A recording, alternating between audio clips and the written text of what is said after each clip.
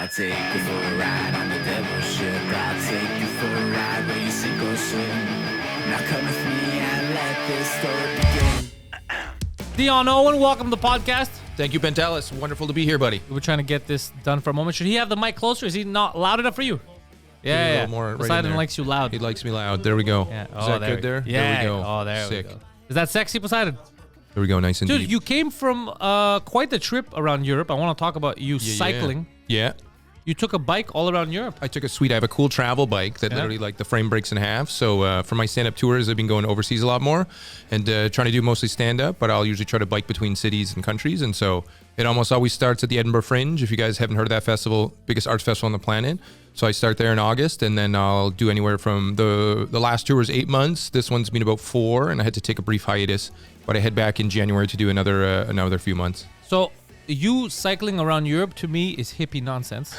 However, I like the fact that you got to experience all these different rooms, different countries, You're doing it in English, but you're going to Belgium. Yeah. You're going to Germany. The Germans, not known for their patience. Yeah. So how did that go? How was the tour? Well, the tour's great, man. There's a couple people I got to work with. English is like, it's an invasive species, and it's going to be everywhere. Yeah. And every country uses it as their second language. So you, as an English speaker, can tour the globe, right? And much like probably a few of the Quebecers, like once you hit the height of Quebecois here, like you're like, okay, I'm at the pinnacle of the Quebec scene. Most of them will be like, oh, I got to start doing some English. So you run into these people who are like literally millionaires in like the cabaret Dutch scene, and they transition to English as well because your market's so much smaller. So it's pretty wild. One of my favorite moments, I was working with a buddy of mine, Victor Pasescan, and he had sold out a nice like 120-seater on a Sunday in Antwerp, Belgium. And he's hosting in English. This is the cool part, though. He asked the audience, he says, how many of you speak English as a first language? Not a single person. And so you have people from 20, 30 different nationalities minimum. And it's interesting because you have to you have to get some fairly like basic human experiences because we don't all have the same pool of like when you get to do your common country person, you have all the same jokes. Like I had a joke about 90s cartoon, and this one guy in this one venue was like, I'm Polish. I was like fighting chickens and fighting like refugees, and like I wasn't watching fucking Care Bears. Yeah. So it's so cool because you like I was fighting refugees. Yeah. But it's like, it's so cool because the English makes it accessible where like there's 500 million people in the continent of Europe, and a good 300 million speak English as minimum a second language. That's, I never even thought about it, but it's obviously true because even in Greece, they'll speak English, they'll know German, Italian, they cater to the tourists. Yeah.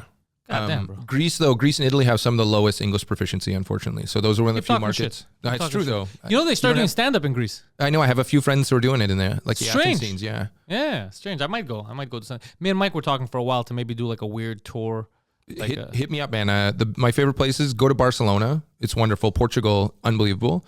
Italy has a few good spots, and like it's so wild to be on like a building. You're like, oh, is this like a 2,000-year-old theater? And you're like, yeah, we like built this out of like an Acropolis. It's like, yeah, so it's there's pretty something sweet. crazy about that. Oh shit. yeah.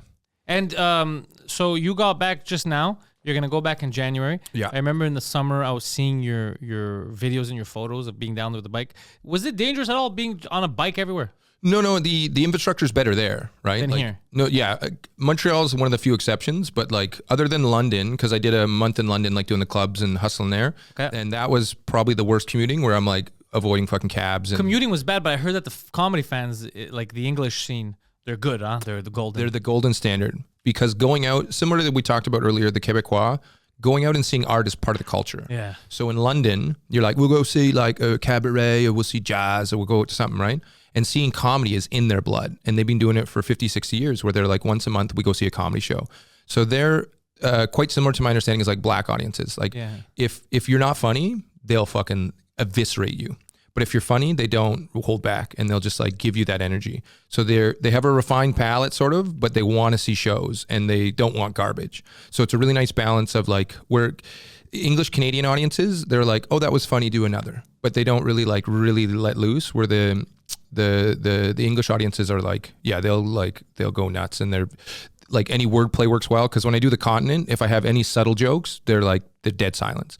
And there, if I have a joke about my mom's dildos and I say she left them out willy-nilly, and I literally applause break in London, dead silence in Belgium. Obviously, that's more, If you have to really understand the language and appreciate it to get that stuff. But that's good. You're not the first person. Gabriel Amassi. He's not very fast, He just got is it. he? Yeah, he just got it. He just fucking got it. Goddamn. But I get why they appreciate that. Yeah. You just get it later than they do. That's all. Man, that would be so hard to work with that perfect laugh that's very real, but you're like, this is like 30 seconds late, bro. Yeah, you're doing a new premise? Yeah. And you're like, really? The premise got you over there? Huh? I slept 4 hours, bro. Oh, fuck. Yeah, a lot of people speak English. How many speak retard? Not many. So I'm glad you're back for a bit. Try to have you on one of my shows at the Bordel so you could enjoy that. It's a great fucking room. Yeah, dude, I've done it in French. Oh, and it's the shit. Dude, the audience, it's similar to like, I got to do like 1 5-minute spot at the comedy store in London. And that's that similar vibe of like packed, low ceilings, pro club. And like when the audience goes, it just rolls. It just so rolls good. and they're having fun. No one holds back. No. Did you, when you were there, compared to because the English scene in Montreal is a little bit different than any other English scene in North America that I've seen. Yeah. And one of the biggest pet peeves I have with the English scene here is that the way it's set up, very hard for anyone to make, I'm not going to say a career, but even any form of a living or enough money to do anything. It's all of Canada and Montreal specifically. It's fucked up. Like Canada, it's hard to make a career, but in Montreal, you can't even consider it a second source of income in English. For sure. Is it like that in Europe? Similarly, some spaces. So weirdly, there's a sister city. It's Berlin, and crazy enough, like they have upwards of 10 shows a night there right now in English, which is wild. But Berlin's it's an expat city, so it's like not run by Germans, and it weirdly costs the country money because they want it to be a weird arts hub. But there's so many good shows, but almost nothing pays. And it's a similar format where producers will make money and then maybe pay, but unlikely. And then your only way to make money is to produce a show. So the weird phenomena is that it makes a lot more shows because you're like, oh, I got to make a show or I can't make a living. But we have a weird phenomena here that like you just cannot make a living as a comic, especially in Montreal, let alone Canada. And I think I told you this story before. One year I was at the Comedy Works and the headliner was unreal. And I was like, dude, I've never heard of this guy. And Unreal Good? Unreal Good. Okay. Like I was like taking notes, you know, when you're like, man, that was such a good one. Oh, we called back to that. Oh man, his like act outs and you're looking at his microphone usage and the writing's just so, but the writing's just amazing. You're like inspired by the performance and you're like, why don't I know this person's name? Right. Cause we don't build our star system. Yeah. So like, I was like, I'm like, and I'm trying to grind to that level of obscurity. This guy's smashing his full weekend at the Works, and I've never heard of him, and all I do is comedy. So similarly here, like we talked about, like Wasim Al-Munzer, David Pride. If you go interview on the street, you're like, do you guys know who David Pride is? No. Which to me is... Anyways, it's a great insult. It's a huge insult, but that's because, as we talked about, the Quebecers... But they know who Poseidon is. If you ask who Poseidon is, you know the special needs guy fucking on Pantelis. That guy's awesome. Exactly. So it's... London has people that make a living. It's really hard to get up there. And then there's a few comics who sort of do exactly what you do, where they build their own following and then they tour. But people based in each little city, they don't really make a full-time income. They probably make a better income than Canadians, but... Which is embarrassing. It's pathetic, man. Like, we got to be better. Like, English audience members, be a little better. And producers, if you're not paying, you fucking pay your comics. Copy the French system. 100%. Try a bit, just a little bit. But you know why you can't? I think it's because it's cultural. In Montreal, I'm only saying, because in Montreal, I noticed this, that the French scene will even support, as long as they understand, English people if they're from Montreal, because like, yo, they're from here, they're from Quebec, so it's ours, let's support it. Whereas in English, more often than not, if it's from here, even if it's the best thing ever, until someone else accepts it, like the States or the rest of Canada, they don't give a fuck. Which is crazy because you're never going to nurture a home base of talent. It's impossible. Yeah. You have to support it. These guys come out like, what? It's Montreal? Yeah. All right, let's go. Let's build this guy. Let's build this girl. I think, though, I had a buddy who runs a small club in Philly now, and he had a weird thing that I think is true, is like, it's really hard to be a headliner in your hometown. Yeah. Because anybody who knows me, they'll be like, dude, I saw you in like 2015 and you were dog shit. Yeah. And so they still like, I remember when you're just doing mediocre puns and eating shit, and they're like, yeah, but I put like 8 years of hard work in. So it seems like you have to go get success elsewhere. And then when somebody says like, oh, you have a special now, and I saw you like sell it a couple theaters, then when you come back, then finally the English clubs will be like, okay, let's accept you. But otherwise, it is weird because other systems are like, you build your artists and then you support them, but here they're like, starve, go get success elsewhere, and then I'll fuck with you. But it makes it too difficult, man. Like here, people leave. That's why we don't. Yeah. How many headliners have we had exodus, right? Well, the ones that come to mind that I think were so there was like when let's say Massimo. I think like Massimo left, now he's in the States. Yeah, but Massimo's one of the funniest people on the globe. Might be, yeah. I've seen him cause physical pain to audience members. He is so funny. He's so funny. Such a good comic. And he's just got such a good, he's just having fun. He's got that fearless, wild bullshit that's so delightful. When she was, even Iman, you know Iman? Yeah. She left. She was one of the better comics. Yeah. And she fucked off. Yeah. Yeah, no, because her and Jess fucked off, and then they had good success there, and then Massimo fucked off, because you can't make a living in Canada, really. Like, no, Sammy went and dominated all of France. Well, he's killing it. He's one of the few guys selling out. I think not selling out but selling out things. He's doing the opposite of selling out. He's a good sellout for sure. It's his business. He created it, and he's fucking selling out everywhere he goes. Yeah. Because who else? Like, name another Canadian comic who makes a good living. Like, Merhej is solid, but he, I think, spends half the time Merhej in New the York. States. And Merhej, again, one of the best talents we have. Yeah. He's like, fuck off, I'm out of here. Yeah. And the only guy, does K-Trev live here now? I think K-Trev lives in Toronto. But K-Trev could do whatever he wants. Yeah. He's good. He can act, and he's a good stand-up. So he could go where the fuck he wants, and he's going to be successful. And we lost Deanne Smith, fucked off as well. Yeah, Smith was one of the funny, but And I think she started from Seattle, came to Montreal. Yeah. And then, so her, at least she had that connection, but her too, all the real funny people have to leave, all the good ones. Which I hope we can change it. I don't know. You guys are putting in the work where like you and like Abba and Preach make an income now. And then like, so it's doable. Yeah, but it's fucking hard. And I had to go elsewhere too. I went on Joe Rogan. Like you had to do all this other shit. Yeah. You know, and I leave. I'm always, like in French. The only reason why I'm mostly, because I was going to the States a lot before the pandemic. But now it's because of French. I could stay here. I could just do all kinds of stuff in Quebec, and I'm having so much fun. Yeah. So I don't think about going What's the population south. of Quebec? It's like 10 million? 10 million people, yeah. Yeah. So and they like, because you probably have 4 million people who know you here, right? Just the kids don't know. I have no idea. Yeah, it's a lot though. I get a lot of messages and noticed a lot too. So it's just a different pool to play with. Yeah. And in French, because they let you go like dark places with your humor, and they don't judge. They understand it's jokes. Yeah. I get to experiment more. So it even though it's not as easy as English would be for me. Like everything just comes out. It's so much fun to do whatever you want on stage, and you know that they're not going to get mad. Yeah. So there's a lot of reason why I like doing it. Well, I remember I was so happy for you because we were hanging out the other day, and you've always been like, you like to go in some edgy spots. And if I give you a 5-minute spot, it's really hard for people to be like, gah, because they're not ready for it, or if they just want like wacky doodle garbage, which that's fine sometimes. But I was very happy when you're like, dude, I have people come in to see me, so they know who I am, and that I'm gonna get a funny spot, but they have to be patient, and that I'm not. The intent is not to hurt people. Yeah. Because like intent is so important, and like on a funny note, but I keep getting. Like whenever I do that Fringe Festival, the one year I did almost 100 sets in a month. And then this year I did probably 80, and 25 of those are my solo, and then 25 hosting. And it's wonderful because you get so many different audiences, and like, I don't know why, but we'll just shit on them. But like white women are so offended. And I'm like, I've never had a complaint. I've never had a complaint from almost any other demo, but I'm also willing to listen, and like, I'm trying to grow, but often I listen and I like write it down. I'm like, you just gave me my best joke of my set because of how you're offended, how dumb it is. And now I'm like, I just get to like, make fun of you every time now. So literally like my current favorite joke is the one lady who was offended, and I was like, perfect, I'm writing this down, but I'm listening. Tell me. Oh yeah, all right.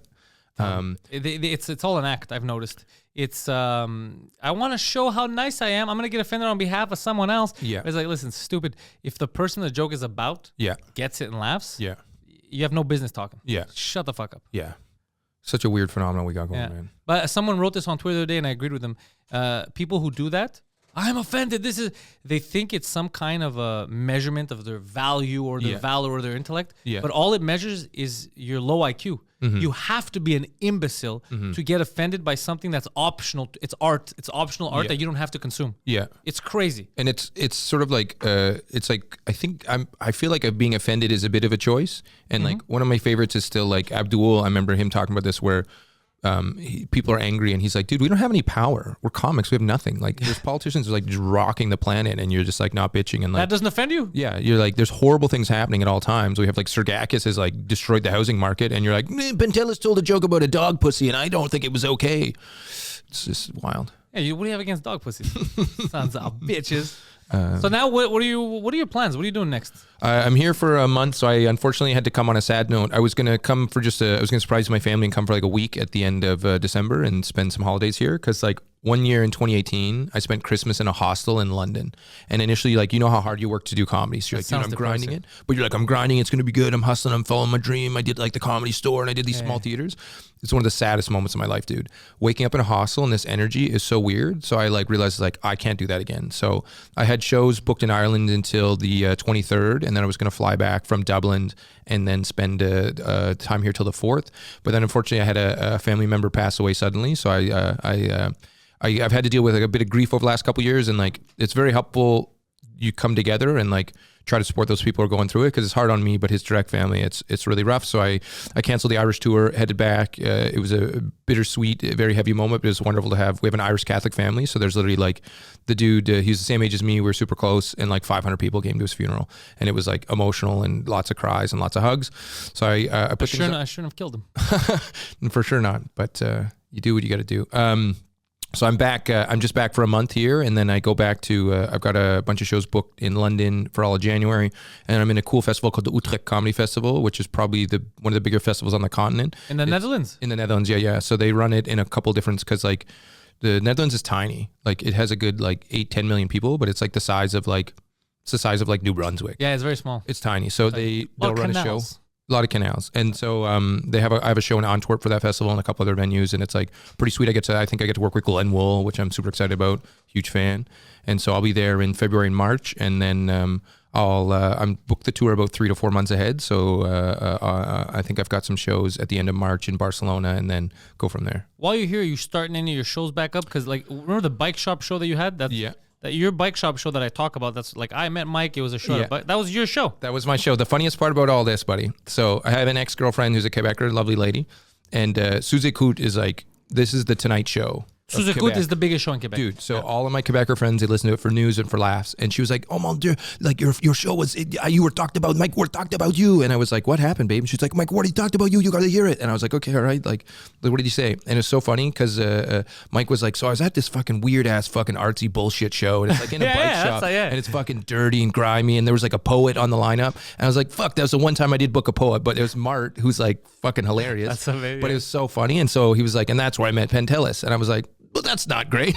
That's what are you talking about? That's amazing. Yeah, I know, but he wasn't like, the show was cool. This guy it's worked the way hard. Mike talks. I know, I get it, but he was like, you got to make the laughs, and it's an accurate representation. But for like, I poured my heart into that because I love those weird shows. So I thought he'd be like, it was super cool. This guy worked great. He was a great comic. So artsy. But he didn't mention like, oh, the guy was good or funny. He was like, this is such a weird place. And then I met this fucking big dude. That's it. Poseidon, that was it. So it wasn't great. And Wasim had a similar thing because he was mentioned at Suze Koot. And they were literally like, oh, there's kind of like fat guy. No, for what? What was Wasim? Wasim did a show for like the Bad Boys or something. Okay. And he did it in French. And the other comic who was being interviewed bullshitting with Mike was like, oh, there's this really good English comic, but he's a little nervous. He's kind of a little fat and bearded and shit. Fat and bearded, that's how you described him? That's how I described him. Because Wasim was literally working another job. And the Quebecers, when you have normal jobs, you're like, oh, you're not really a comic. Yeah. And then we're like, did Mike Ward mention you? You're like, you're a god, right? And they were like, but he listened to it. He's like, fuck, that wasn't the compliment I was looking for. But yeah, but let me explain something about Mike, because he's spoken about me on Suze Koot as well. Yeah. And he has probably shat on me more than anyone. The hardest out of anybody he's ever shat on Suze Koot. He did call you a child molester. Yeah. I know, but because he saw your hard drive. Well, yeah, exactly. You know, I showed him the bodies as well. I thought he was gonna accept me. But what happened with you? I don't remember. The tour bus thing and all that shit. Okay, yeah. Recently, I can't remember, but I understand what you're saying. Go on. So I had a series of unfortunate events. Yeah. And he shat on me like royal, but he still loves me. Yeah. So if it's just the way he talks. It's just the way to say. He knows. Yeah, it's just the way to say like he.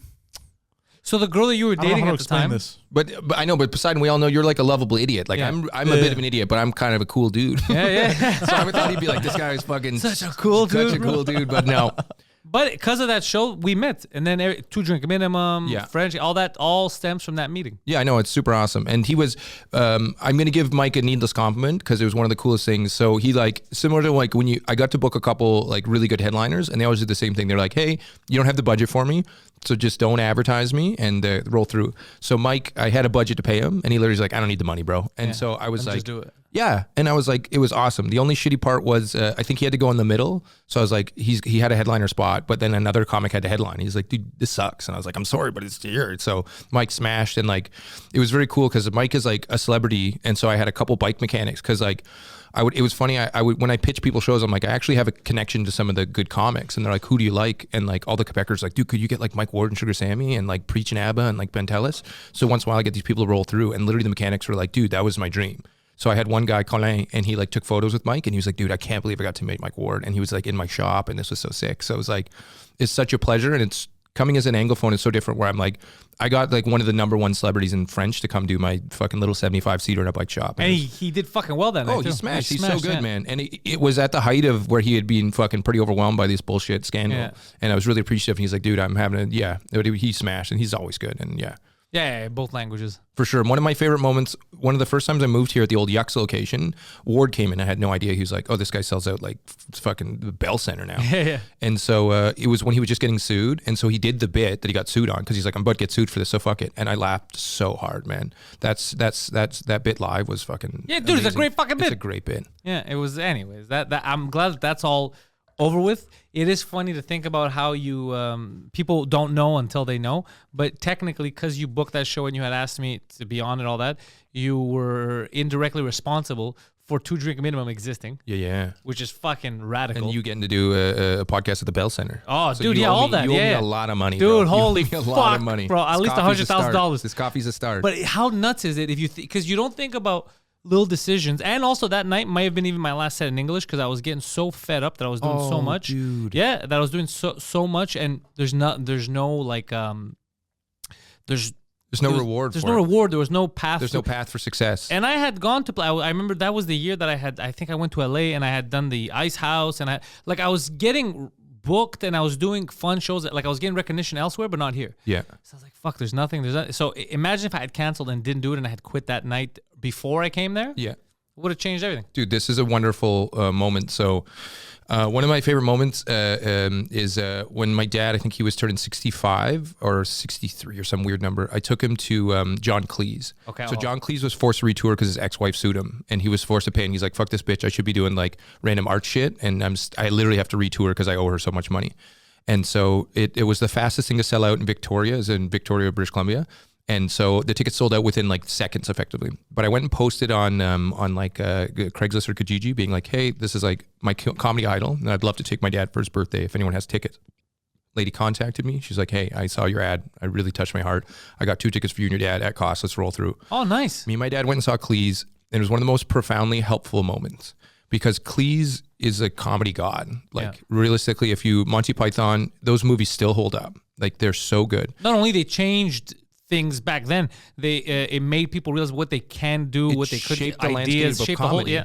So Cleese had a moment though that stuck with me as an artist because, like yourself, I've had those moments where like, can I keep doing this? When I like look at my bank account, and like I've had shows where I pay everybody. So some shows I like that bike shop show. I made sure I paid everyone. There's a couple shows I lost money on. It would take me like 3 to 5 hours of setup, 3 to 5 hours of takedown plus hosting, and I'd be like, And dude, it costs you money. and I'm like, I paid $75 for this, and you have to sit there and be like, what am I doing?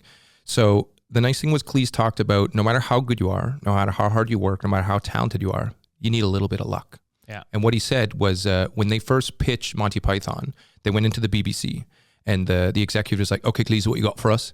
He's like, "Oh, we got like a sketch show." And he's like, "Okay, he's going to have like humor, skits, music. It's going to be a house. What's it going to look like?" And he's like, "I don't have a pitch.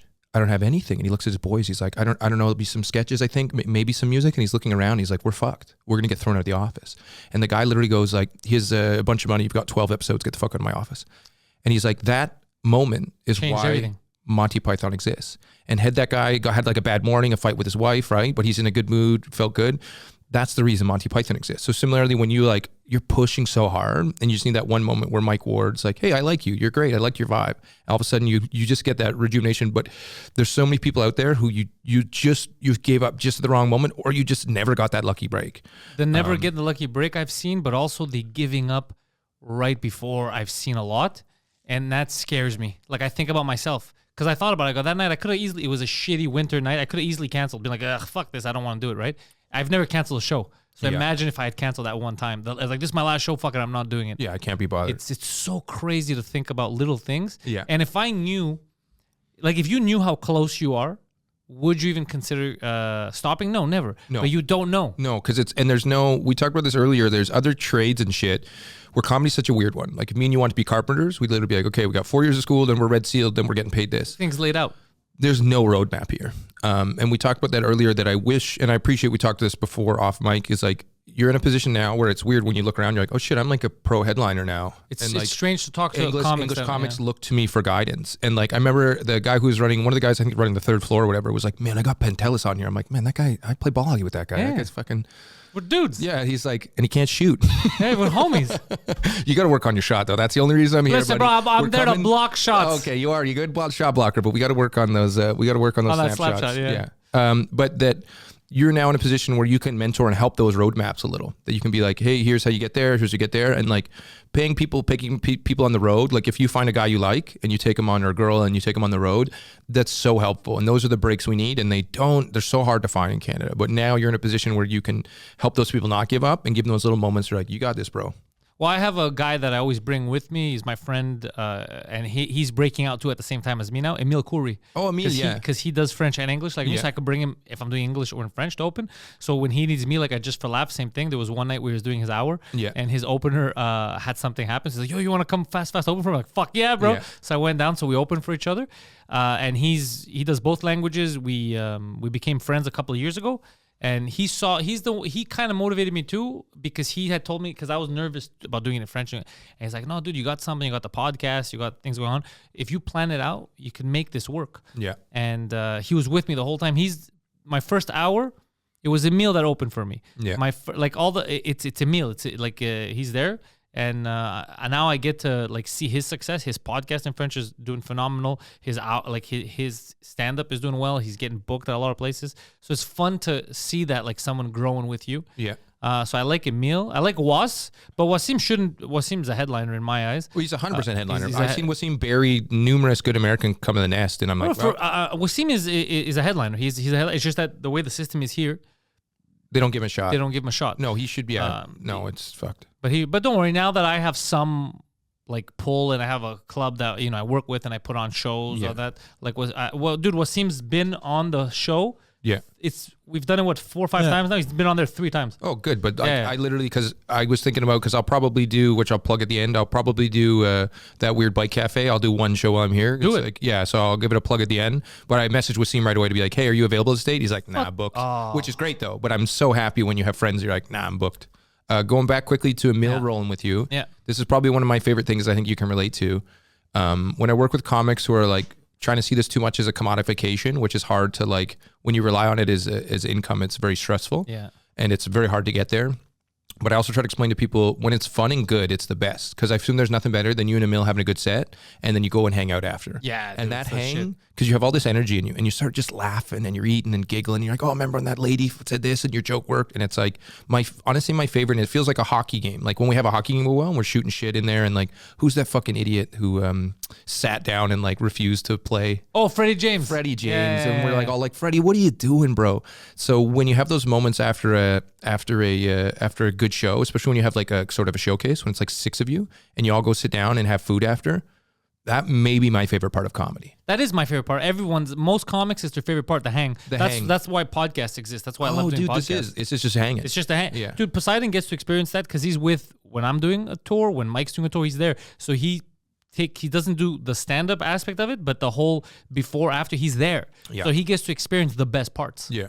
He gets to experience in the green room, us fucking around, getting mad at someone that was heckling or anything that happened. Like, he's there for all that shit. So he knows what you're talking about. Like, he feels that shit. Poseidon, how do you feel being part of that stuff? Oh, I loved it. It's the best part. Yeah, it's amazing. And I have him too when I do in English. Same thing. Emile opens, but Poseidon's there. Poseidon takes care of everything. Poseidon's security. Poseidon takes care of the door. That's your security? Yeah, that's my security. Dude, when you get bigger, you got to get at least another guy. A little more. Now, maybe I'm going to have to get another guy because he's security. Yeah. But now, because he's known. Oh, yeah. People are like, Poseidon, let me take a photo with Poseidon. And you're like, no, I'm not letting people in. There's no rapper that security guard is getting photos with, right? No, it's just Poseidon. It's just in common that's happened with Poseidon. So, but it's fun because he's good at the door, and sometimes I'll bring my nephew too, one of my older nephews, to come to help him out with tickets and all that shit. So that because I know he's gonna get. Hey, how old's your nephew? He's 19 now. 19. So 18, it's so 18, funny. 19. So a lot of the European shows don't have like a guidance level, and it's you as the comic can be like, what age do you want to get brought in here? So I had the fucking funniest one, and I have to cut it to make clips. On a weird note, some fucker stole my laptop on the train. Oh no! But it was super weird where they just reached in, took my laptop, which was like a good editing laptop, and like rebuckled it, didn't take the power cord or anything. So you didn't notice? I didn't notice, and then I got to Antwerp and unpacked. I was like, where's my laptop? So you were sitting down? I was sitting down, and my shit was just on the edge, and I was just chilling, and somebody just went in, ganked it, and like they did it so smooth. I'm kind of proud of them.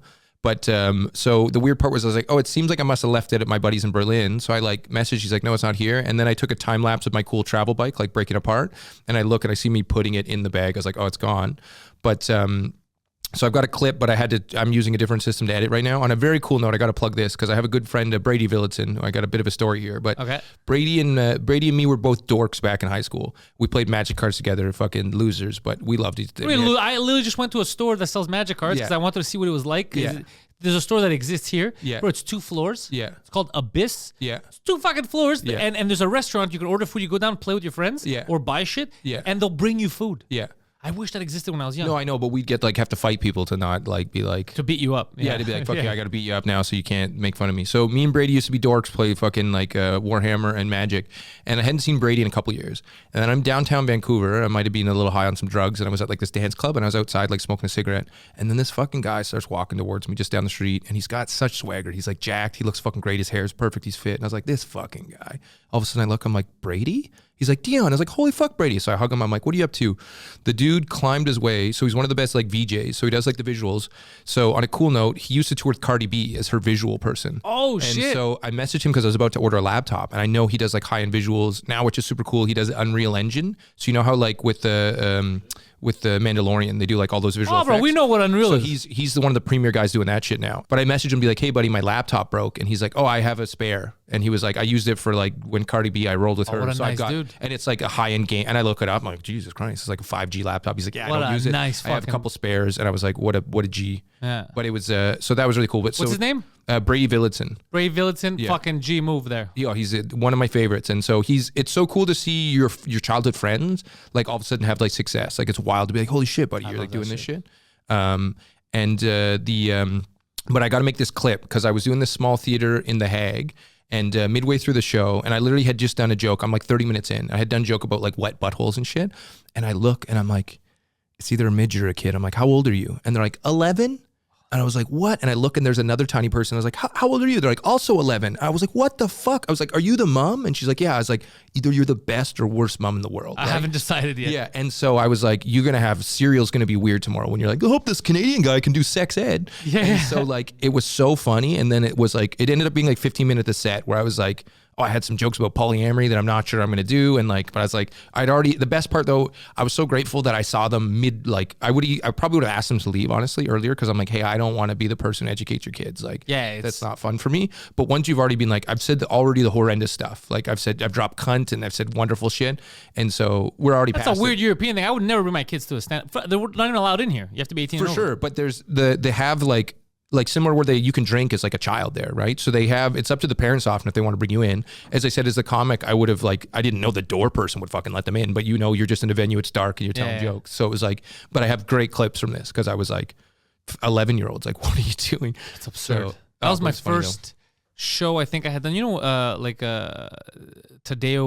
Franco Taddeo would book for like the Italian shows and all that. There was I think it was raising money for cheerleaders, and it was my first show with him. Raising money for cheerleaders, really? Yeah, but the cheerleaders weren't there. Like, I Okay. even asked. Yeah. He's like, no, and it's just the parents. Oh, okay. So then I went on stage, and there's fucking children in the front row, like younger than what a cheerleader would be, like 8, 6. And I'm like, what the fuck is this? Yeah. Like, I go, are you guys all okay? They're like, all right, Yeah. you're gonna have some explained to tomorrow, but I'm doing my fucking set. No, you're like, I don't have, and like, And I had just started. yeah. So you're fucking new. And I you're was like, new. don't I have- was getting paid have- for that, I have but I was new. I 12 had minutes that were really hard to build. Yeah, exactly. So I was like, fuck it. These kids are gonna listen to my horse shit about fucking, you know? Some people do that. They don't think. I would never. But I also they have the internet.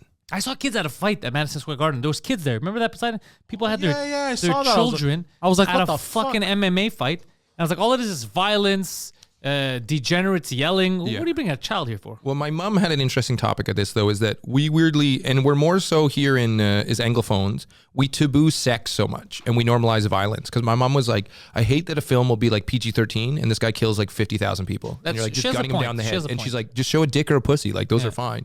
And so the funny thing was my buddy Dave has a wonderful girlfriend, Gigi, and she's Quebecois. And they had that exact thing where they were watching something with like the 11, 12-year-olds and there was sex and that was fine. And Dave was like, oh, this is weird. But when there was violence, they're like, oh, we don't want them to watch this. Because they're like, this is not normal. Like, I have such mixed feelings about MMA because when you see it, it's so cool. I love MMA, but it's just, I think it's so violent. Yeah.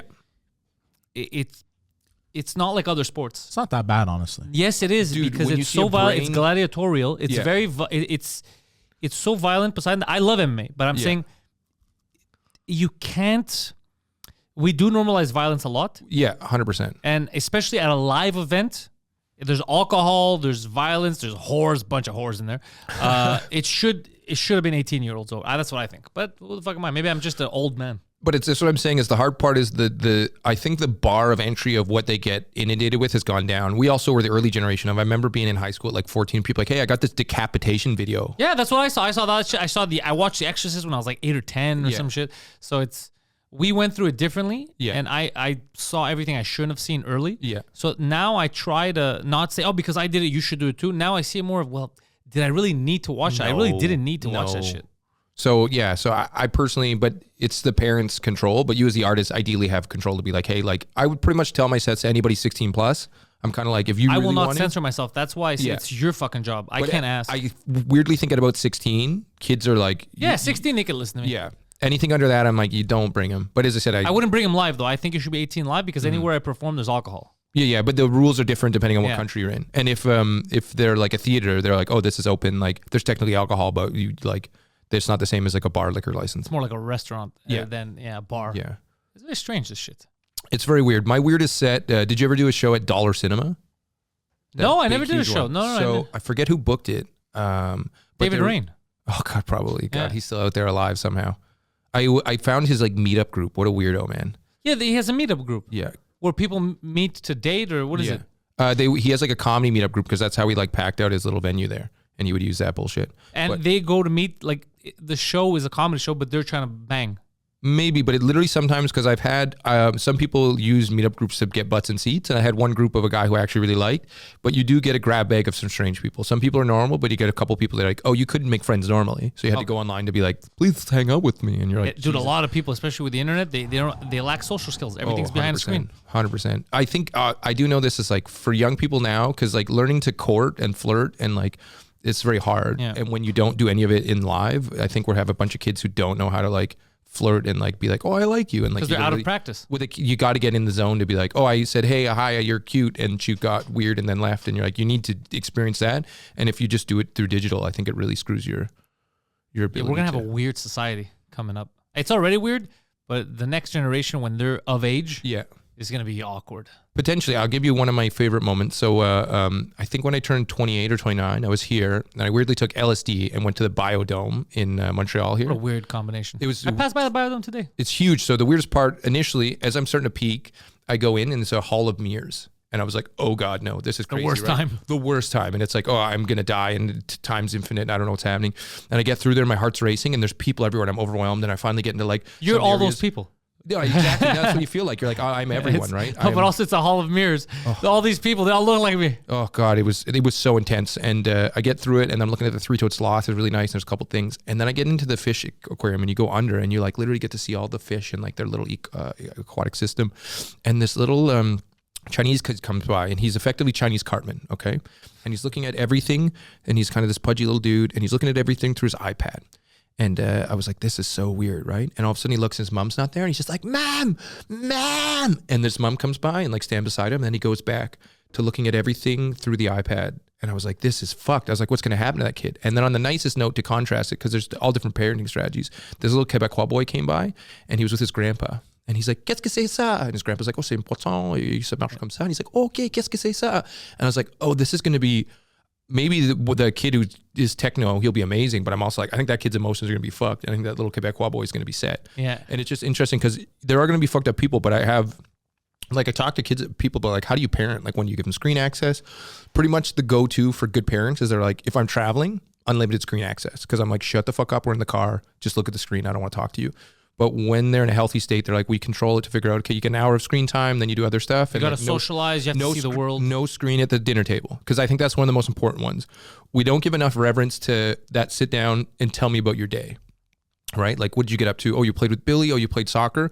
And we instead like eat and stare at a screen. And I think it's one of the most basic things is like when you're eating, that's social time. I don't have kids yet. Yeah. But when I do, Yeah. I've already decided that that's going to be a thing. Yeah. That dinner is going to be very, very important. If no one's allowed, myself included, no one's allowed to have a phone. Yeah.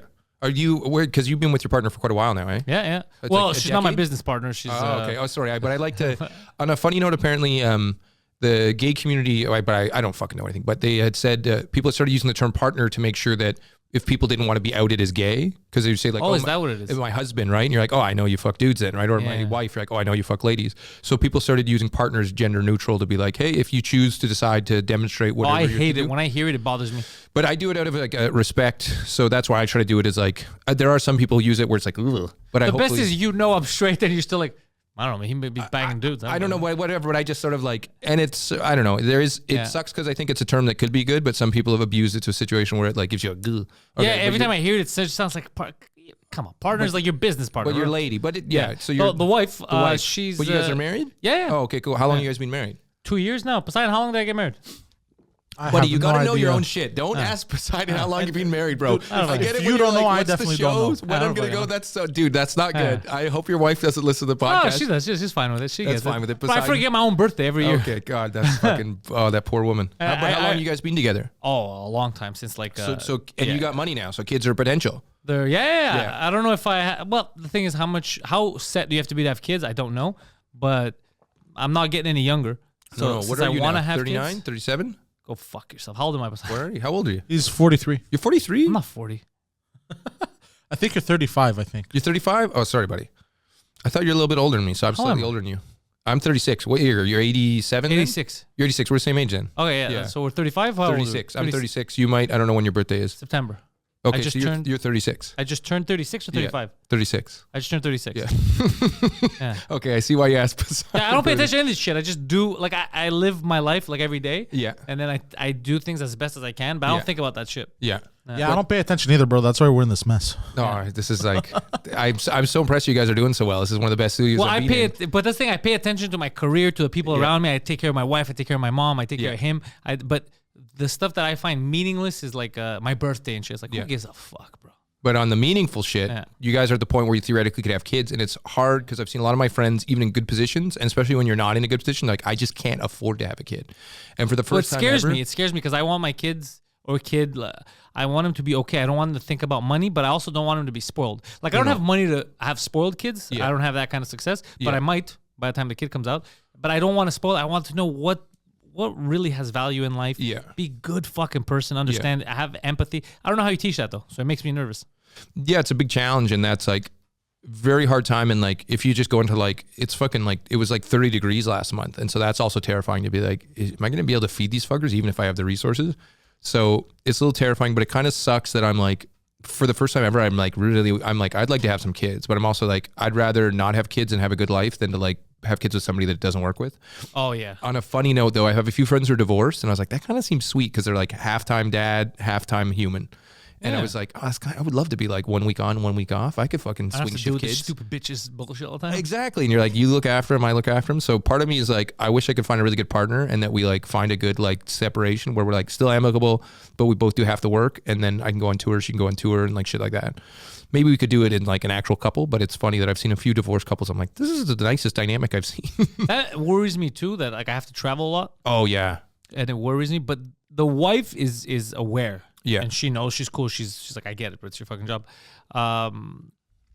But it does, because I don't want to be absentee. Well, that's the thing of my super talented comic friends. Like just Pride, for example, because he just loves his kids and he's probably the best writer in Canada. He's probably the best. I wouldn't put probably in front of it, but go on. He's the best writer in Canada, Yeah. one of the best comics I work with. But he's just like, I like being a dad, because I've a couple times been like, hey, if I can give you a bunch of money to go overseas, he's like, meh.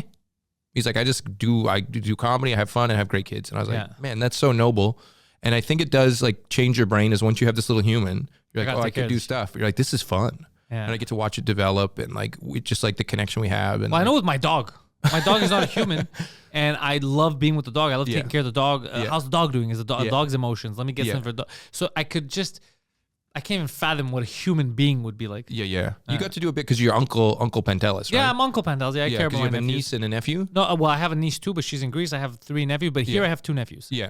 And then you got to like hang out and like do Yeah, cool exactly. shit with I'd them. be there and talk to them, be like, hey, listen, stupid. This is Yeah. how life works. Do this, Yeah. do that. And I've seen influence, which is crazy. Like Yeah. I have influence over my nephews. Dude, the So I've- uncle role is so vital. So then I know, like one of them, I didn't like the path he was going down. Yeah. Bro, it took one talk. Yeah. Fucking kid. He's like, oh, now I get it. Yeah. My mom's been telling me this for years. I don't listen to her. Yeah. This guy told me. Now I get it. And then he fucking shifted and everything's going well for the kid for a couple of years. Nice. And he's doing great. We bring him on like shows with us sometimes. He's the guy who does the door sometimes? That's great. He's just an awesome kid. And he's a smart fucking kid too. He knows all about technology. He produces like one of the shows here and stuff. Oh, sick. Yeah. So it's just like, God damn. It's you were worried about the generation, but he's one of the generation. He's one of the generation. You need proper good families influence. and good influences and mentors and like access to food. Like one of the things that's wild is whenever you get some kid who's like at school and he's like twitching out, which is already school's kind of fucked because like school's fucking. Though I don't like the way it works. It's my understanding is it's a byproduct of industrial England where you needed obedient factory workers. So when a bell rings, you go in, and when a bell rings, you leave. And they're like, we don't need you to be smart enough to think. We need you to be smart enough to run machines. To follow orders. So that's what they do. And like, especially I know girls tend to apparently do a bit better where they can take information by like verbal reading and like ingesting this way. But boys are like, I need to smash your hands on. So when you get a boy and you're like, hey, you don't have a proper diet. So this kid runs in, he's literally like running on a Monster Energy drink and a Mars bar. And you're like, here, learn. You're like, this kid's fucked. There's nothing you can do for him. Cause like, and the system isn't built, like you said. I had this conversation yesterday. It's funny that you bring it up. It's not built to educate. No. It's built, it sounds crazy, but it's true, to indoctrinate. It's programming. That's all it is programming. Yeah. And I didn't know it when I was in school. Yeah. I did ask questions like, when am I going to use this? This is stupid. Why don't you teach me how to do my taxes, how to make money, how to do... But the reason why they wouldn't teach you is not... Teachers are not nefarious. Teachers are the best fucking people. They're trying their best. But they're in a system that's not designed for it. A curriculum for a system. And they're like, I have 35 kids. I don't have time to help you. I don't have time to think. Yeah. Wait, is this going to help them later? Yeah. No. So the ones that do end up helping are the ones that by default, but just actually, sorry, randomly by luck, they capture your interest. For example, me was one of my English teachers. Yeah. My love of literature comes from her. I wasn't reading before. I didn't know. And I didn't know I could write. She's the one who figured out that I'm able to write. Yeah. She's like, you're a writer. You can write. Oh, wow. She's the one who taught me that by accident. I wrote an essay. And I was the shit kid in class. I was the troublemaker, and I was new. Yeah. And she's like, "Hey, can you show me your rough copy for this? 'Cause it's really good. I don't have a rough. I wrote and gave it to you." She's like, "This is your rough copy." One draft. Yeah. This is your I was final like, draft. Yeah, I didn't know what a rough copy. I didn't know what a rough copy was. Yeah. And she laughed. She's like, "Okay, so the newspaper, I think it was the Gazette Time. It was a competition. Yeah. I want to give yours in." Yeah. And I was like, "What?" She's like, "You can write. You don't know you can write, man?" I was like, "I don't know I can fucking write." She's like, you could write. You like this is written. Like, well, goddamn, I don't know how the fuck you didn't know you could write. Yeah. And then that motivated the fuck out of me. Yeah. And then I started reading, writing. Isaac Asimov. Everything I liked was because of this woman. Yeah. This woman opened my eyes to literature and the arts. Yeah. Dude, that was by accident. But because those kind of teachers make a difference. Yeah. But the like, let's say math, and all, they'll teach you the shit in math that. Bro, I don't use, and I liked it too. I don't use 99% of what the fuck they taught me. They could have spent some of that time teaching me how taxes work, how to actually save money, how to do things to make you build your own wealth. They don't understand that shit. It's not their fault. It's because this is the curriculum. And then you have a lot of these mouth breathers that are out there, and they just follow the fucking system, and they put their head down, and then that's why we can't get anywhere. That's why society doesn't work. They just keep voting. I like that color. I like blue. I like red. Yeah. He has nice hair. No one's no critical thinking. Well, you flagged one thing there is that English teacher. It's so crazy that kids only require like 3 to 5 key people in their developmental stages to change their life. Yeah. But if they don't have that coach, that teacher, that inspiration, that classmate, that usually it's ideally somebody further down the journey than you. I know the 3 people. Yeah. So who are they? My mother. Yeah. That teacher. Yeah. And my buddy Harry, who ended up being my best man at my wedding. Oh, wonderful. He's older than me. He was like my father figure growing up. Yeah. And he taught me what it's like to be like I learned from him. Like, being a man, you could have empathy. You got to stand up for the right thing. You don't always, all that. My mom, who was like she's the smart one, and she's, do this, follow your, all that. And my teacher, who taught me that. Who said you're smart, and you're cool, and you've got a creative thing that you can express. Yeah, and I was like, what the and Dude, and it's she's so the crazy. strictest teacher. Yeah. So to have her, and she respects literature more than anyone. Yeah. To have her say that to me. Yeah. Changed everything for me. And then when I got into it, I realized like, oh, she's fucking right. I love reading. Yeah. I love writing. I loved it all. But had that never happened, I would have just, fuck school. I would have never. It's so crazy how many kids, but I think going back a little on your point where you said there's a bunch of mouth breathers, those guys just didn't get and girls didn't get the lucky break, right? Like you need a couple of those key people, and we need a bit of a systematic, which is like you hit my hippy dippy bullshit when I'm biking. Yeah. Like, so I talk about this a little. So I have a sociology degree that you kind of look at the people as a whole. And I got incredibly depressed after my degree, especially because I was like, the food system's fucked. And if that goes, we all die. And I'm like, the water system's fucked, and we as a species is fucked. And I was like sad, and I was like, because you look at it as a grand scale problem, you're like, oh, there's nothing I can do. And so for me personally, I found bikes, which is like such a healthy way to get around for me. And like I biked here in the winter and I layered up. It was a nice ride and I get to clear my brain. And generally as a comic, it's so awesome that you're in the woods and you're biking to your gig and you get to think, you're like, okay, how would I do this? So it's like, gives me a lot of like meditative time to reflect on my content. Also in terms of a city, it's just such a practical way to get around. Like cars are a burden. We don't see Stop it. everywhere. There's no parking. There's there's a stat. I don't know if it's true, but it's something like apparently downtown New York, 40% of the cars in transit are looking for parking. Because the system doesn't. I believe it. Yeah, because it's such a flawed system to have this giant box that needs so much space and only gets used for like 10% of its life and otherwise sits in paces. So I was like, shit, this thing's a little leverage point I have that I can get more people biking. So I jokingly, I talk about it sometimes as it was good for my mental health and good for me to get around. And like I biked across Canada. That's how I like got here. And I was supposed to get to a friend's in Halifax. You biked from Vancouver to Montreal? Yeah. That's how I got here. And did you document that? Yeah, I have a blog that's really nice. But this is one thing I'm really struggling with. And I think other artists do as well. I'm living a pretty interesting life. You are? And it's hard that I want to live that life and I don't want to keep trying to document and commodifying it. But if I don't, you should. People need to know. I know, but it's hard because it's profound. Like if I bike up a mountain and I'm looking over this vast I'm like wildflowers blooming in this valley and like all of a sudden the sun's setting. Oh. It's so special and it's surreal. And I'm like, oh, I'm going to die and everyone I love is going to die. And it's like profound wonderment, but it feels so disingenuous to go or to be like, hey, Dion here, the cyclopath. I know what you're talking about. So I wouldn't go that far. Yeah. But at least to document it because I have the same problem you have. There's a lot of moments that people tell me, did you get a video of that? Dude, and I'm like, no. You told me about and I'm trying to find other people to do a bit of it, but you told me about that moment and I literally like, you're just such the belt moment. Yeah. That you don't really have a document of it. Ideally at the very end, they got a little film or a little shot that you're like, oh, I can remember it. But it feels so weird to have that wonderful moment that you're like, all of this stuff built up to this. And I get to give my mentor, one of my fucking, my bro, I get to give him this belt in front of a fucking 21,000 people chanting his name and people are crying. And it feels so weird to try to take that emotion and that energy and be like, here's what I am and give me money. Yeah, it's fucking strange. But also, if you, like right now, the fact that I didn't get to document it properly. Yeah. It just lives on in my head. Yeah. It would be nice to have some kind of proof of it. You know, for my situation. For yours, it's also good just to show people. Like you said, there's going to be people that you're going to motivate to use bikes. Yeah. It's not going to be me. But I'll try to get you. But I know that I can get you if I say, hey, buddy. I like riding bikes. No, I know I can get you if I say, hey, I have a sold-out stadium tour in Greece. Me and you are biking. We have a film crew. We're going to film it. And we're going to hang out. And we're going to interview people. And we're going to do a bunch of dumb sketches. And it's literally going to be like Anthony Bourdain, but me and you. And I'll be your sort of tour guide. You know how hilly... But you play ball hockey. Uphill. But you play ball hockey. You know when you have a good workout. Yeah, dude, there's nothing like defeating a mountain and like me and you eating fucking feta cheese at the top of a fucking beautiful Greek thing, looking like, oh my god. And then like, dude, if we bike in and do an old Greek like amphitheater. Bro. So this is the kind of shit. And when you bike, you get to feel, taste, you get the whole experience. Because when you take a plane, it's nothing. It's so weird. Or trains are still, they zoom by, and then the car is this weird box where you experience kind of nothing. And I love driving though. It's cool, but like. If you get to ride and it's fun, you experience the city, the country, and you get a little bit of everything. Bikes are fun for me. I love riding bikes. It's just I don't like the idea of using a bike. I'm not saying it's wrong. I think it's right what you're doing. I think it's better that way. I just can't like the long, like something that should use a train or a car. Yeah. Using a bike instead. You know what I think bothers me? It's the same thing that bothers me in planes. I feel stuck.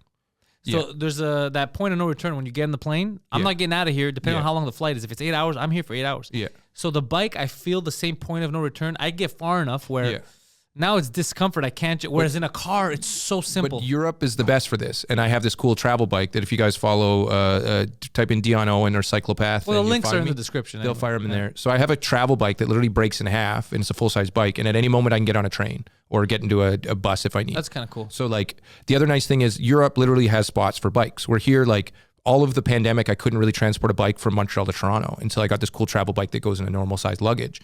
And so when you're doing some of these tours, if you literally like, dude, I'm too fucked up. I'm like, okay, there's a train station 10 kilometers. We got to get there and then we'll take it. So it's a nice combo with Europe where literally you can just get on a train. Like you bike. They do have a lot of trains in The Europe. train system is so much better. Yeah, they used it to kill Jews in the Second World War. That's why weirdly the Germans still run the apparently the Nazi people still run the trains in the Netherlands, and they still have some of the same uniforms, and there's still a backlog of the Germans who took over.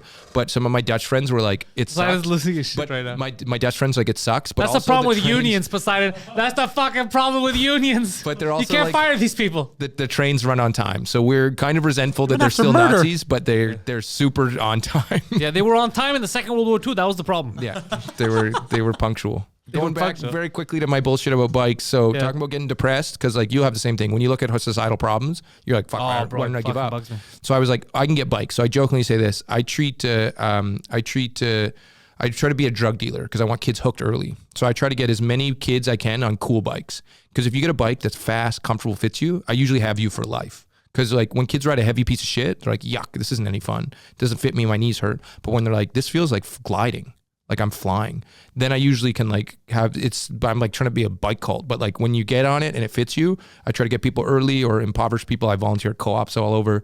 I built probably 13, 14 free bikes when I was in Europe where I just like found shit, built it, was like, here, this is all yours. And like, You built a bike from like... so like I volunteer at co-ops or literally I'll find them being thrown out and I'll bring them in and like throw on a couple pieces and be like, oh, it's here. Or this Because cost now me you've 20 learned euros. so much, you know how to fix these I can fuckers. fix, and that's the other nice thing. And sorry, this is my propaganda piece, but I used to like work as an automotive mechanic, and it's one of the few technologies bikes, because like same with this, your computer tech is like it's all proprietary and it's not standardized, so nothing can be really interchanged. And so if you had like a 2005 Civic, 2007 Civic, maybe you can't change anything. Yeah. But bikes have had a weird standardization since about the 60s, all the way up to about 2005, 2010, where you could change everything from like 1960s Peugeot to like a 2005 Colnago, that almost all the components are interchangeable. That's pretty cool. And it's so nice because I encourage kids, I'm like, if you master this trade, you can work on 40 million, we're like 6 billion bikes. That's unheard of. There's no technology that is that connected. Poseidon, you ever thought about that? Absolutely never. All right, that's the end of my bike. He doesn't rant. like exercise and he loves cars. I know. Yes. So the same passion you have about cars, about bicycles, You got about cars? He has I have it about about cocks. cars. Cars, and the same way you feel on a bicycle ride, I feel the same way on a long drive. Yeah. Yeah. So Well, as I said, I used to do I had a sweet 86 ARC-7 with a cool little rotary engine. And then my dad rebuilt the super cool 1967 Datsun Fairlady. So I've bombed around in beautiful little sports cars around like beautiful winding roads. And the car is lovely outside the city. Yeah. Inside the city, it doesn't work. Like the speed at which I shouldn't be faster than you on a bike, but anything within 10K, I'll beat you here. But that's why I don't notice as much anymore. I'm very because he hasn't seen the way I drive. No. Even that. I'm lucky because the way my schedule is, let's say, I mostly drive when other people aren't. Yeah. So when the traffic's down. Yeah. 2 a.m. some bullshit. And you're 2 a.m. Or if I got to go to a gig at 7, traffic dies down around 6:37. Yeah. So I don't have to deal with it most of the time. Yeah. Same thing with mornings. My mornings is I have to come to the studio. Yeah. Which for me, I take the backup. I'll be here in 10 minutes. Yeah. So it's easy. How if I had a 9 to 5, Oh, and I dude. remember having my car at 9 to 5, I was like, I have to take the metro.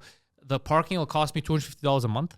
Yeah. I'm gonna get to work late every day. Yeah. It's nonsense. Dude, I have some cousins and they had to move outside of Toronto because it's unaffordable. We're all being pushed out of Yeah, I our heard cities Toronto is completely fucked up. Like Toronto and Vancouver people are who work fucked. downtown Toronto don't make enough money. to live in Toronto. That's crazy. So my cousins moved in the morning. They do an hour and a half commute into the city and a 45 at night.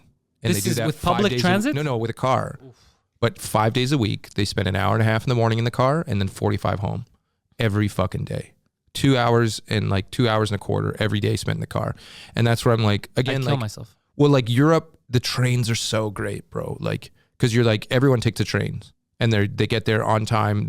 Nothing's in the way. They don't have to stop. Zzz, done, right? And we got to get better in Canada. I remember somebody, because one of the funniest ones is if you look, there's a perfect line that goes from Quebec City all the way past Boston, and we don't have a high speed rail that just rocks that could get us to so much shit. So it's we're fucked. We're so fucked. Is there a reason? I remember hearing something about the lobbies of why we don't have high speed trains here like they do in Japan. And it's because of the lobbying that was done with the current people that are running because there's money in it. Yeah. but it's in everyone's benefit if we had high speed because we have the technology. It's not in the benefit. Who makes money if there's a shitload of cars? Weirdly, there seems like similar where our mob runs our constructions. Because I mean, oil right now, companies that run the road system, like they literally bought up the trolleys, got rid of the train tracks because they're like, as many cars as we sell, we have more road infrastructure, more parking, more fucking pavement, and so there's a connection with the oil industry and pretty much all the subsidiaries. Right? Yeah. Because imagine a super train. Yeah. They said that the super trains that they were looking at, yeah, you can get to, what was it, Montreal, Toronto? How much was the time? Probably like 45 minutes an hour. Yeah, it wasn't even an hour or an hour and a half max. Yeah. But you know what that would mean? Super trains, hold on. Yeah, it might have been not even an hour. That means that you could live in Montreal and work in Toronto. Dude, what are we doing? I don't like that lobbies can stop us from doing shit like that. But the exciting thing is, I have a bit of rant about this. The people have the power if we get our shit together. But we already talked. Like I couldn't even rally 10 comics to stand up to get paid. Yeah. So it's sort of like it breaks my heart to realize that we're kind of like backboneless pussies, and like we're like literally like, hey, we want this infrastructure. Like we're just, why don't we have this? And instead we're just like, oh, I guess. Holy shit! I remember hearing about it. The 40 minutes. 40 minutes. Yeah. And now it takes 7 hours. It takes all day, bro. It's 7 a hours. bit more than 5 hours. Yeah, because I take it and it's that's fucking your day slow. is gone. Yeah, God, it's still nicer than driving because you just go, you sit on it, you eat, you play on your laptop. So it's still like it feels classy. But we could build better infrastructure. Dude, of course it exists. That's what I hate is that it's not like a pie in the sky. Yeah, it exists. The technology exists. Yeah. Other countries have it. Yeah. And it would be so cool. I would love to know people that do that. I would love to have friends or even myself something. I have a gig in Toronto. Dude, I'd be in Toronto all the time. Dude, you could go, literally we could go do open mics. Yeah. I would just fuck around and be like, you would also meet so many hookers on your way there from here. why would I meet them? Well, because you're hanging out with Poseidon. No, because no, because it's a thing too. A lot of them from here go there. But hookers, hookers know us. Hookers are big fans of Two Drink Minimum. We have a lot of Two Drink Minimum. Two Drink Minimum has a lot of sex worker fans, big fans. Yeah, some that I brought on the show. They're cool. Yeah. And I have a joke that I'm writing about on stage now. Yeah, because it's so random to hear that. Yeah. And I at first thought it was 1 and then 2 and then they'll send me messages. Yeah. And it's always funny to think about how other people tell me I listen to you at work. Yeah. And then it's like, but what do the hookers do? Like I know how to turn you on. You're gonna hear this guy say retard. Like how does that even come into play? And then it's just so there's something weird about that, but so cool that dude, we shit on everyone and we make fun of every hookers, but the fact that they get the jokes, and one, like Sonia Von Sasher is the best. She's like a high-end escort here, and she's like, like hookers love it when you make fun, like the shit that you say that, because they get it.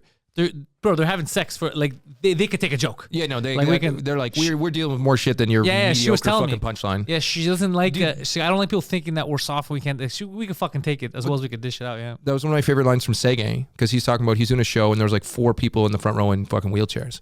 And other comics go up and they go, and they like avoid him. Ah, fuck with him. And then Sagan goes up, he's like, fucking do a wheelie, you piece of shit, when I get a good joke. Yeah, and they laughed. After the show, they said, thank you for including us. It feels so weird to have people look at me and then look away. Of course. And they're like, I don't want to hurt anyone's feelings. Like, no. You just did. You did by excluding me. You just said they're different than everyone else. That I can't be made fun of. Yeah. No, I don't like the special class that people are trying to build. Like, oh, you can't make fun of this person, you can't make fun of that. I make fun of everyone. But there's comics that are like, I won't make fun of gay people. I won't make fun of trans. I won't make fun of the ethnicity of the person. Bro, fuck you. Make fun of everything. Make fun of Greeks. Dude, when I get off stage, make fun of Greeks right after or before. I don't give a fuck. If it's funny, it's funny. That's all that matters. The second you go, I can't make fun of Greeks. Or I can't make fun of gays. Like, that means that you think there's something wrong with that person or these people and they can't take it, which is not true. Most people can take a joke. Yeah. The vast majority, and like, as you talked about, people with real problems are like, dude, I fucking immigrated from India. I don't mind if you're like, hey, your food's spicy or whatever dumb shit. Give a fuck. They're like, dude, I fucking was in a refugee camp. Like, fuck you. Like, so that's where it does seem to be people who have it soft are trying to be like, and it sucks because it comes from a good place. They're like, I want to protect them. And like, dude, they don't need it. They don't need it. And you're making it weird for everyone else because then they think like, should I be protect? Am I? Yeah. You can't talk about trans. You can't talk about. Yes, you can. You can talk as long as it's funny. Yeah, you can do talk about whatever the fuck you want. That's my favorite things for people offended. I'm like, don't laugh. That hurts me more than anything. Yeah, if you just stare blankly, I'll like vomit a little.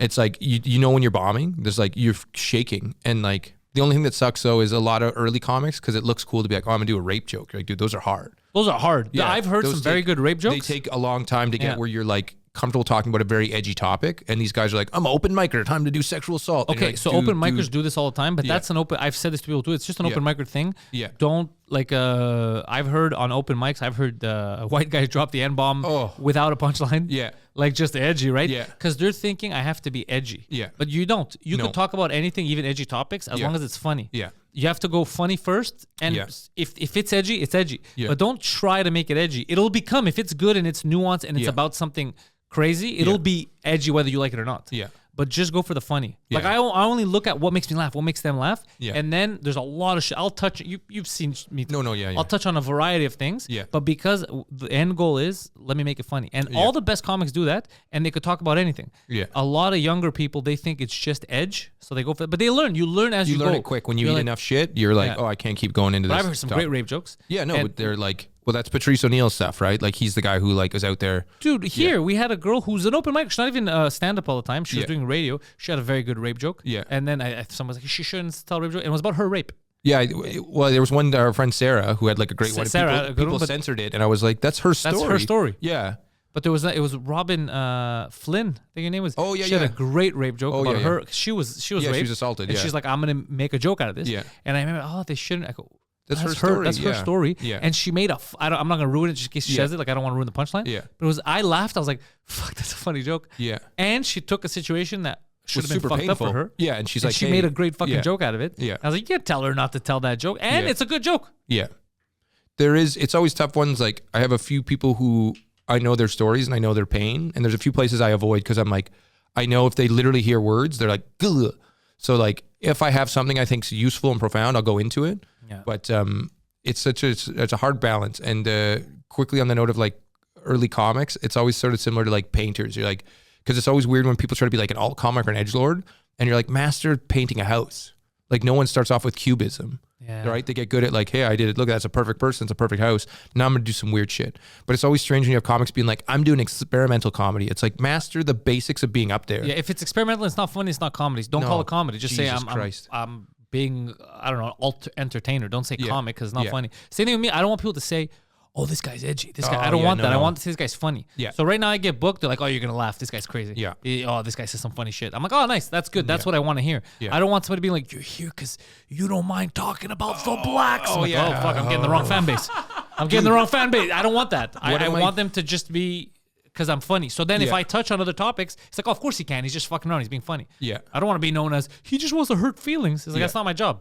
Dude, one of my weirdest moments on that note of like, when you're like, I want it to be funny and not just to be like, sort of dog whistling some fucking weirdos. Yeah. Is I remember being at who the fuck that guy did those weird shows, that guy Tony who used to run those fucking Oh, weird- yeah. So we were out doing one of these shows, and one of my buddies, black comic, he goes up and he comes off and he got a bunch of laughs. I was very new, so I was like, oh man, good set. He's like, dude, I feel nauseous. I was like, what? He's like, they laughed at the racism, not at the jokes.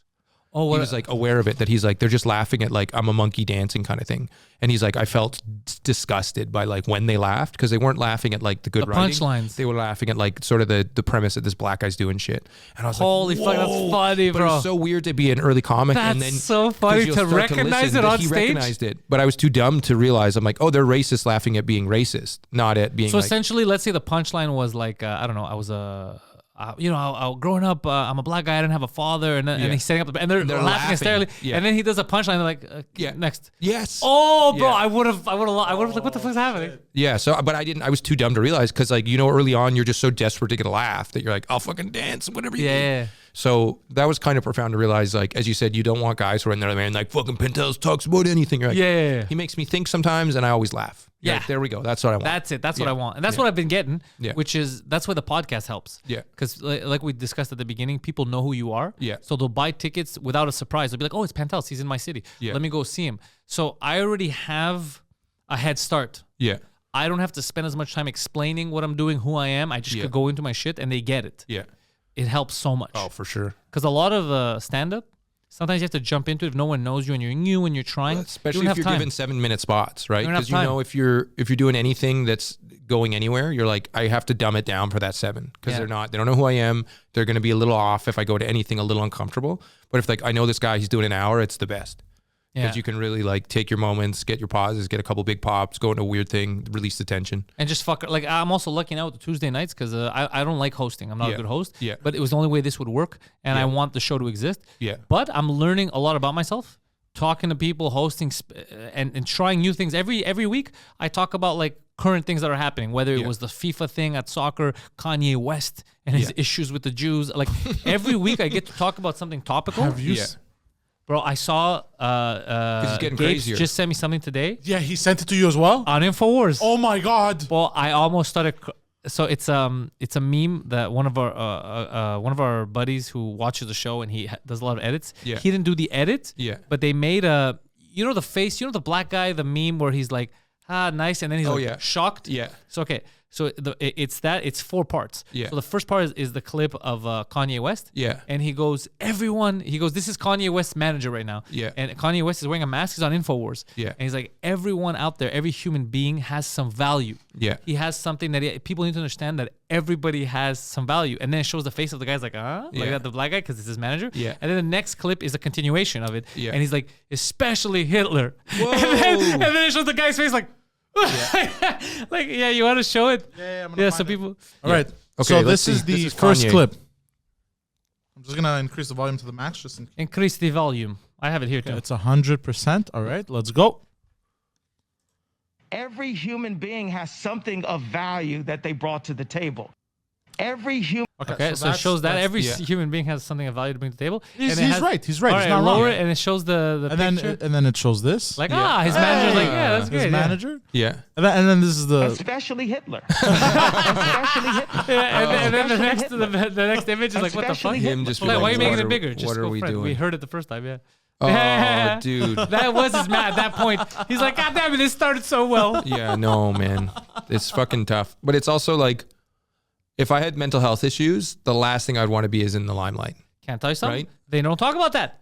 That's what I was telling you before. The pills, Yeah. they don't talk about it. He's Yeah. acting the same way Guido acted when he was on lithium. Yeah. So I know that that's a fucking problem, Yeah. but they're not addressing it. First of all, they can't talk about the pharmaceutical lobbies Yeah. because these guys fucking we dominate. are so like the pharmaceutical industry is. Yeah, he could say anything. He could say "fuck Christians" or whatever. Yeah. You shouldn't get offended, or "fuck Greeks." I wouldn't get offended Yeah. because I know that he's not well. Yeah. Let's look at what changed him in the last couple of years, and Yeah. I know it's those fucking pills. Yeah. But they don't want to talk about that shit.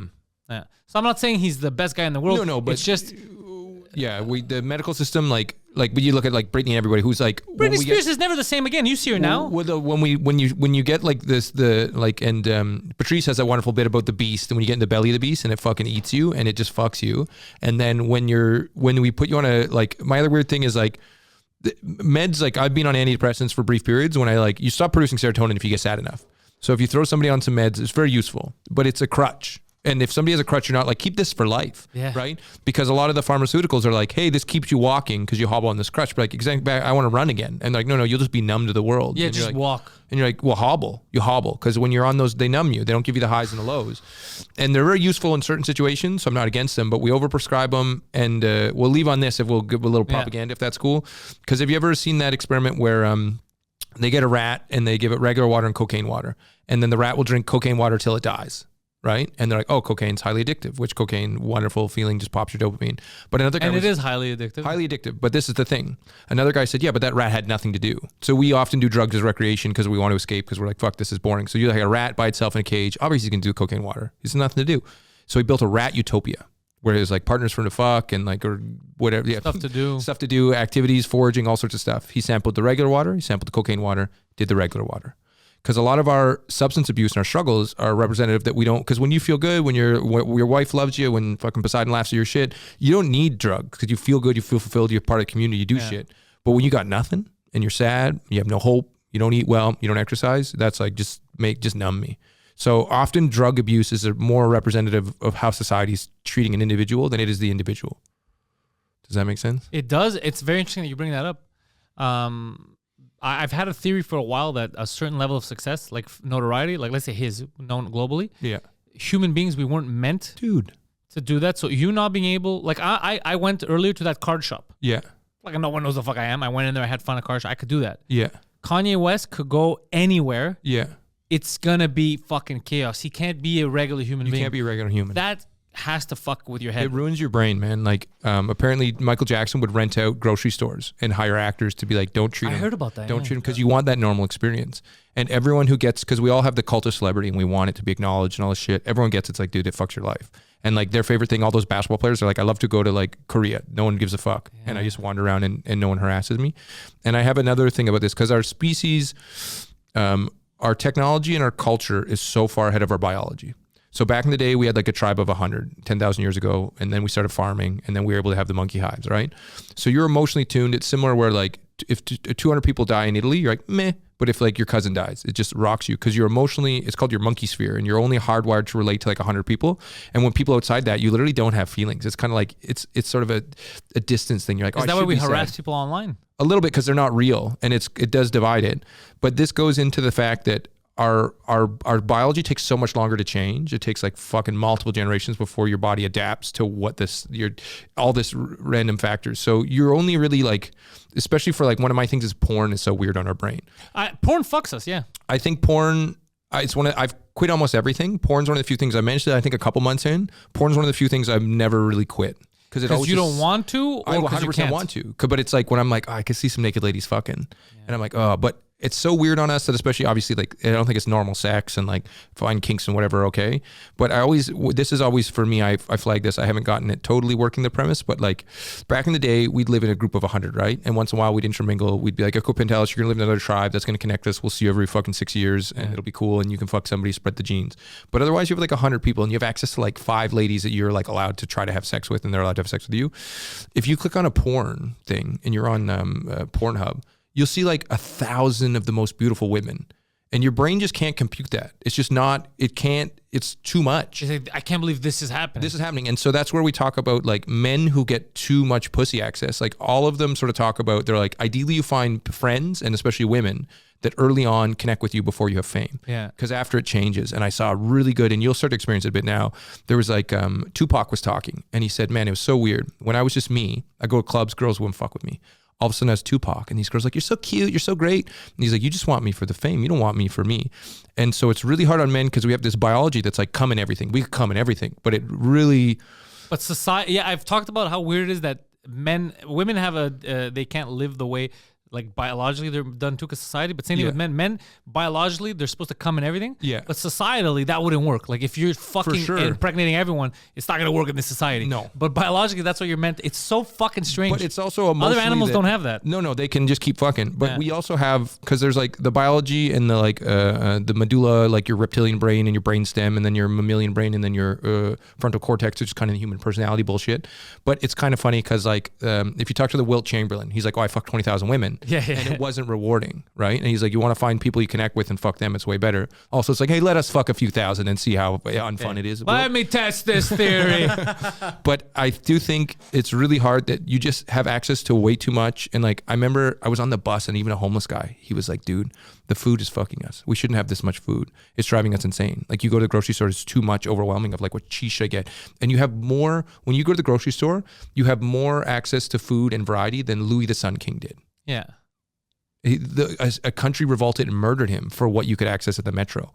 So we have this weird system where there's way too much of everything and that we're not physically in it. So it's really hard to build the little mores and folkways of the structures of society that keep your meat suit where you're like healthy, as you said. Like, and I think it's important for men that you flagged a little bit is like, because we all know there's creepers and we'll be like, dude, you can't, you got to tone that down. Like you're making me uncomfortable. You don't even want to fuck me. Like that's totally not cool, bro. Yeah. But it's so important to tell boys, hey, you're going to leer. Your dick is going to be like, well, that's a nice ass. And it's okay to have a little look, right? That's normal. But you also, if you like get that energy and that aggressive bullshit, you're going to make her so uncomfortable. Yeah. So you got to be aware of it.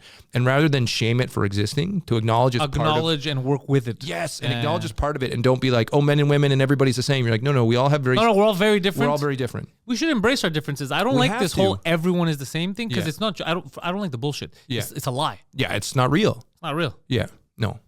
There are some MMA fighters that are women that I Yeah. might be able to beat up. Some. Oh, yeah. That I Yeah. might be able to, and I have no training. Yeah.